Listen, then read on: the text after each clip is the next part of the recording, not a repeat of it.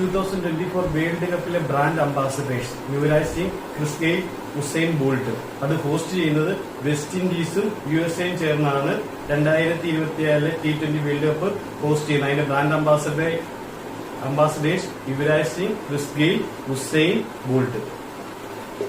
World immunization week 24 April തൊട്ട് 30 April വരെയാണ് world immunization week.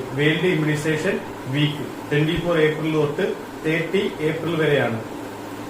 26th navy chief Dinesh Tripathi, admiral R ഹരികുമാറിന് പകരക്കാരനായിട്ട് 26th navy ചീഫായിട്ട് വരുന്നത് ദിനേശ് ത്രിപാഠിയാണ്. നേവിയുടെ December 4 ആണ്. World press freedom day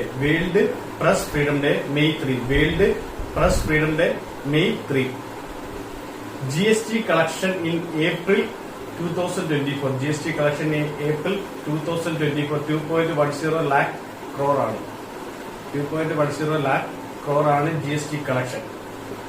MD and CEO Ujjal small finance ബാങ്കിന്റെ MD and CEO സഞ്ജീവ് നോട്ടിയാലാണ്. MD and CEO Ujjivan small finance ബാങ്കിന്റെ MD and CEO. യുനിസെഫിന്റെ ഫ്രാൻസ് പാരീസ്.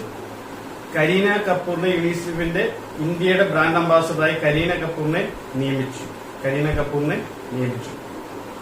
ലേബർ ഡേ സ്ഥാപിച്ചത് ലേബർ ഡേ ആഘോഷം 1 May 1923 May 1